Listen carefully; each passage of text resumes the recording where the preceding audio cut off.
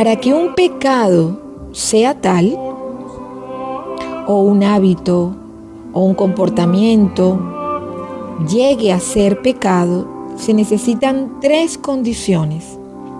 1, materia grave, es decir, todo lo que va en contra de los 10 mandamientos. En particular, estamos haciendo el examen de conciencia en cuanto al primer mandamiento, amar a Dios sobre todas las cosas. Pero también el temor de Dios. También el santificar las fiestas. También el amar a padre y madre. También el no matar. El no cometer actos impuros.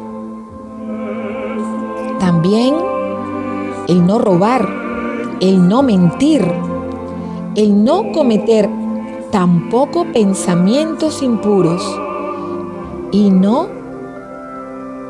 ambicionar, no querer, no desear los bienes ajenos. Todo lo que vaya en contra de estos 10 mandamientos es materia grave, primera condición. La segunda condición es el conocimiento, que yo conozca lo que estoy haciendo, la gravedad de lo que estoy haciendo, que yo conozca lo que estoy infringiendo. Y tercero, el consentimiento, que es que a pesar que sé, lo cometo, lo hago. Hay que tener en cuenta la ignorancia, pero hay 2 tipos de ignorancia en cuanto al conocimiento. 1, no lo sé, por lo tanto lo ignoro, que es el segundo tipo de condición para que sea pecado, el que lo sepa.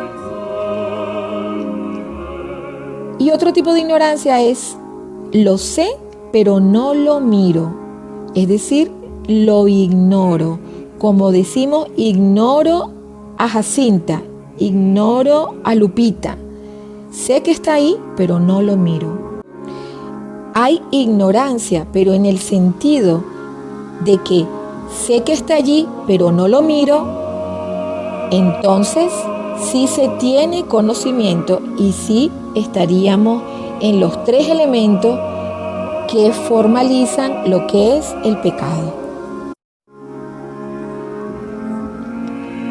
Pero luego hay 2 tipos de pecado. Está el pecado mortal, que con un solo cometimiento ya mata el alma. El pecado mortal evita ir al cielo. Luego, el pecado venial. El pecado venial son todas las ofensas menores. Son como darle cachetadas a Jesús, escupirle en la cara, darle la espalda, despreciarlo, pero no matarlo. Pero son una ofensa. Y llega el momento en que tanto se practican que terminan matando al Jesús en nuestro corazón.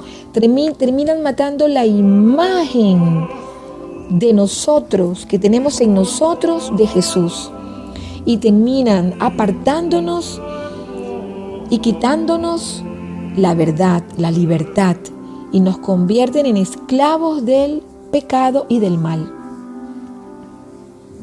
Por lo tanto, esto me hace recordar al santito San Francisco Niño de las apariciones de Fátima, que él pedía en su lecho de muerte, pedía que lo viniera a confesar un sacerdote. Y el pecado de él era: no presté el lápiz a mi amiguito. Y pudiéramos decir, ¿cuál es la gravedad de este pecado? Es la gravedad del pecado venial. El pecado venial solo lo alcanza a ver un alma que busca la santidad y que se da cuenta que debe proteger a Jesús en su alma, en su corazón. Por lo tanto, examinaremos a lo largo de este examen de conciencia, parte 1, tanto exámenes del pecado venial, que pudiéramos mencionar como falta de delicadeza hacia un tipo de pecado venial, como pecados realmente mortales, como por ejemplo todas las prácticas esotéricas que vamos a mencionar más adelante. Son todas pecados mortales, por más que haya teorías teológicas que lo intenten cubrir. Pues veréis que este examen de conciencia es un examen que intenta ser exigente, sobre todo porque está dedicado a los adultos, como también a los adolescentes, que también se exponen a graves realidades ya tan fuertes como los mismos adultos. Mas, sin embargo, para los niños serán los padres los que tratarán de llevar un examen pedagógicamente aplicado o estar atentos a las explicaciones de los niños cuando vienen de los colegios, cuando vienen de los encuentros, cuando vienen de los cumpleaños, o acompañarles lo más posible hasta que realmente ellos se logren defender. Por esto, la disciplina de este examen de conciencia, y cómo veréis que estamos trabajando de manera profunda el primer mandamiento, amar a Dios sobre todas las cosas, y hemos revisado punto por punto cada uno de los artículos del catecismo de la Iglesia en consonancia con el primer mandamiento en todo lo que pueda significar pecado.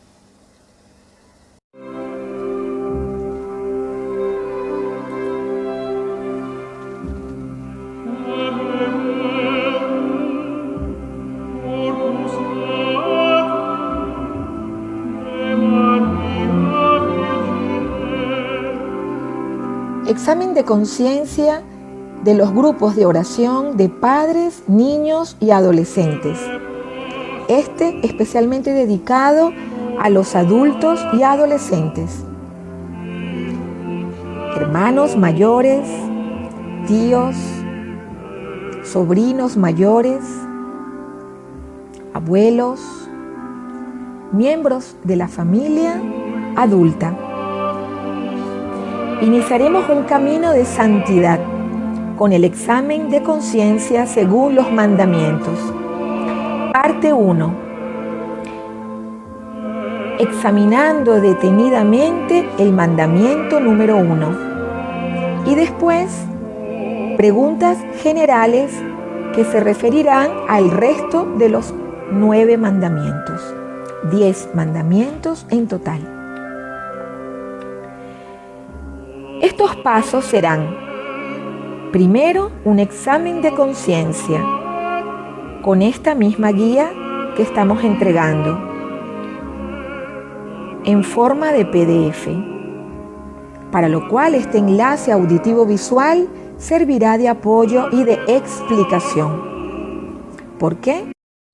Porque si preguntamos si hemos cometido el pecado de la idolatría en la forma de las prácticas orientales de yoga, debemos explicar por qué se puede considerar un pecado y no simplemente preguntarlo. De aquí el valor que tiene este enlace como apoyo auditivo visual explicativo del PDF del examen de conciencia para adultos y adolescentes.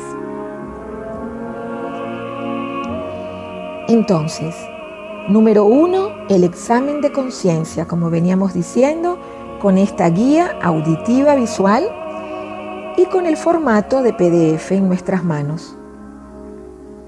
Rogando a Jesús nuestro Dios, que nos ayude a recordar estos pecados.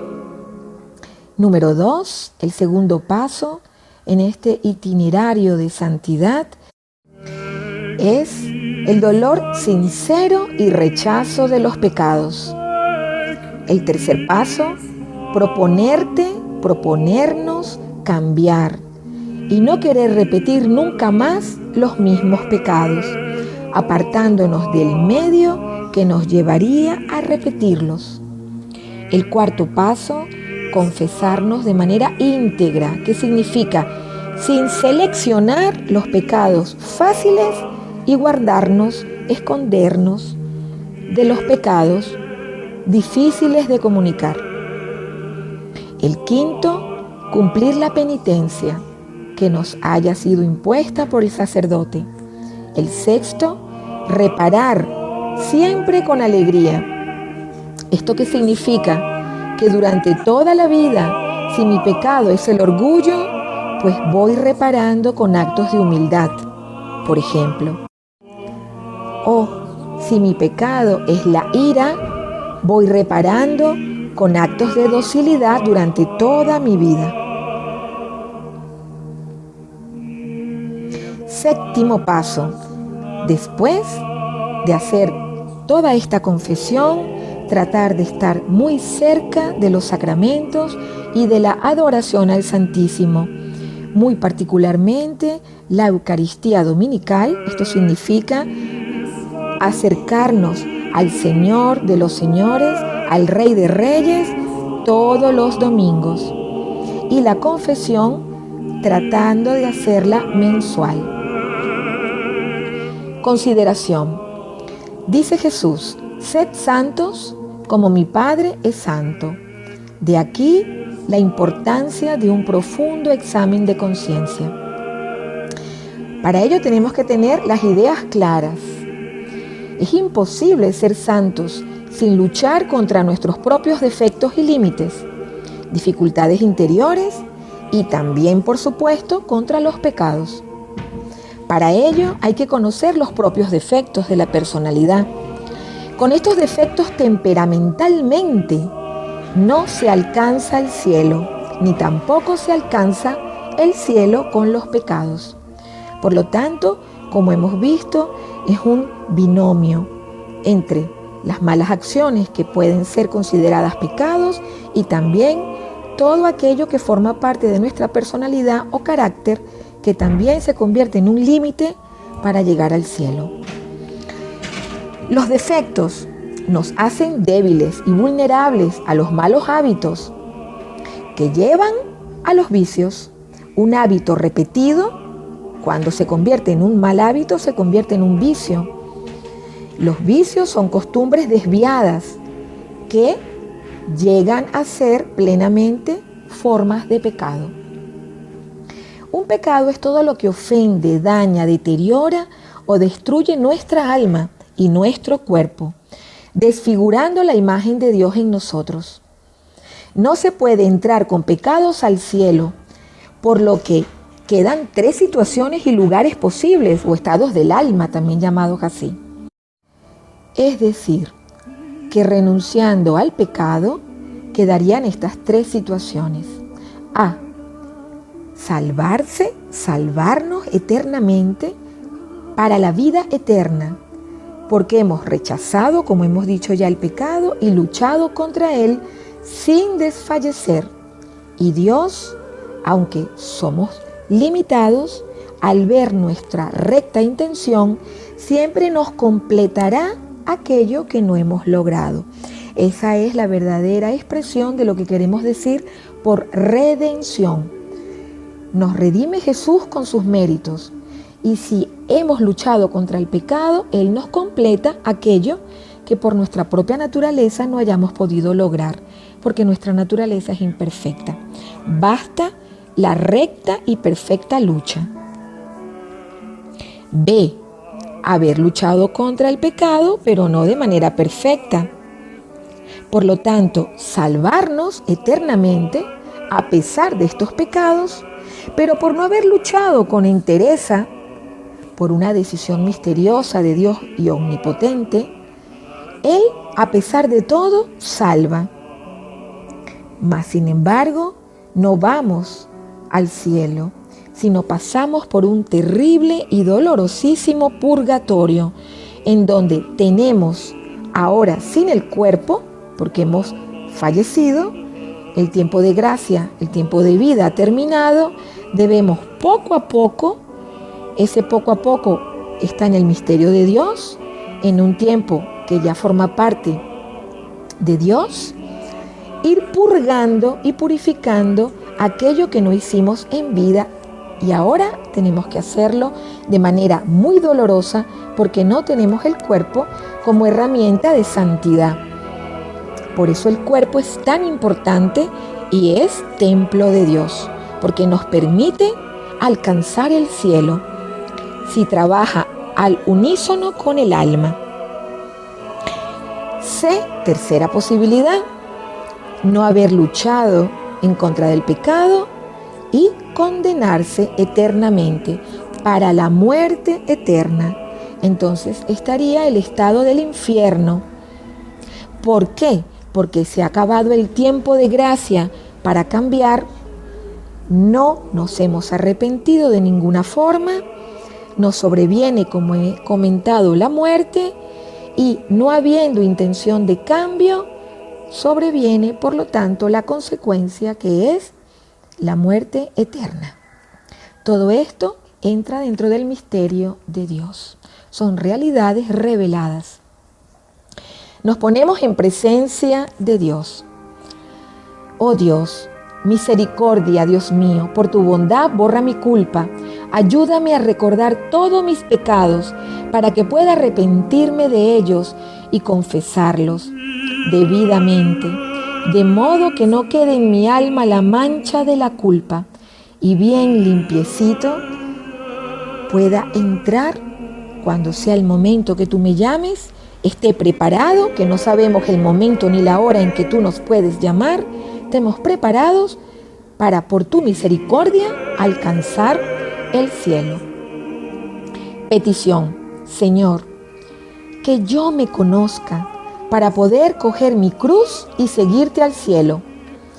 Es decir, la cruz significa llevar con amor y perfección las dificultades que nos ocasiona luchar por alcanzar el cielo, viviendo en santidad. O sea, la cruz no es simplemente los problemas humanos, sino es vivir los problemas humanos de manera sobrenatural. Eso realmente es la cruz. Pues que podamos ver la cruz, Señor, como un instrumento de salvación, porque la acogemos con amor y vivimos tus bienaventuranzas.